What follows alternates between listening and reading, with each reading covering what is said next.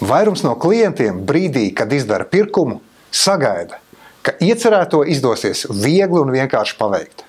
Kāda bija mana personīgā pieredze, pērkot dažas webkameras vienam digitālam eksperimentam? Par to šajā video. Skatāmies! Situācija bija tāda, ka vēlējos notestēt ideju par datoru un vairāku webkameru izmantošanu, lai novērotu mūsu kaķa Hugo nedarbus, kamēr neesam mājās. Lietots dators jau bija pieejams, atlika tikai iegādāties webkameras. Kā vairums no klientiem savas idejas realizēšanu sāku ar vaicājumu internetam. Ievadīju meklētājā pirkt webkamera un veltīju 5 minūtes, lai apskatītu 4-5 iespējamos piegādātājus. Ņemot vērā vairāku Latvijas uzņēmumu piedāvātās opcijas, detalizētāk nolēmu izpētīt vienu no zināmākajiem – TET internetveikalu piedāvājumu. Ieejot viņa internetveikalā un apskatot tur pieejamos modeļus, izvēlējos to, kura parametriem vajadzētu būt atbilstošiem, bet zīmolam man zināmam. Tādēļ apstājos pie Trust Tyro modeļa, kurš TET mājaslapā maksāja 63 eiro, bet par piegādi ar kurjeru nākamajā dienā vēl jāpiemaksā ap 5 eiro. Ņemot vērā vajadzību pēc 3 līdz 4 webkamerām un to, ka eksperimentējiem bija atvēlējis 100 eiro budžetu, piemēram, 3 šādu webkameru iegāde, TET jau būtiski pārsniedz plānoto summu.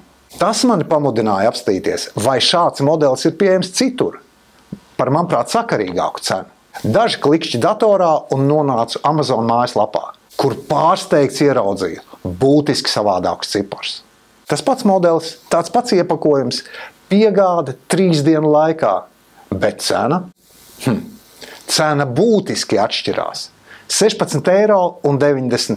Pat ja ņem vērā, ka cena bija ar 49% atlaidi, Amazon veikalā pilnā cena būtu 32,99 eiro, kas faktiski ir 2 reizes mazāk kā TET internetu veikalā. Rezumējot, 3 webkameru iegāde Amazon man izmaksātu mazāk kā 1 webkameras nopirkšana TET. Rezultātā dažas dienas vēlāk Amazon pasūtīja 4 webkameras, kas kopā ar pievešanu līdz durvīm man izmaksāja mazāk par 80 eiro. Un pēc 2 dienām kurjers atveda pasūtījumu. Noeksperimentēja ar webkamerām, pieķērām kaķi nedarbos un apmierināja ar savu interesi par video novērošanas iespējām, izmantojot webkameras. Turklāt lieliski iekļāvās eksperimentam atvēlētajā budžetā. Kāda ir šī stāsta morāla? Pircējiem un patērētājiem iesaku nepaļauties uz Latvijā atpazīstamu zīmolu godaprātu cenu veidošanā, bet nočekot cenu līmeni arī starptautiski. Ko novēlēt internetu veikaliem un elektronikas pārdevējiem?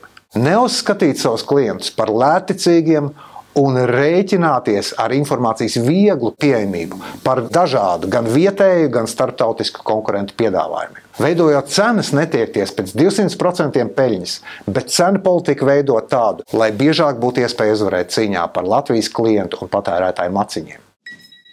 Ja tavā uzņēmumā cenu veidošana, darījuma slēgšana ar klientiem ir viens no izaicinājumiem, Mercury komanda labprāt sniegs savu atbalstu cenu politikas veidošanā un lielākas pievienotās vērtības parādīšanā klientiem. Sazinies ar Mercury komandu, lai uzzinātu, kā to paveikt efektīvāk. Sasniedz vairāk!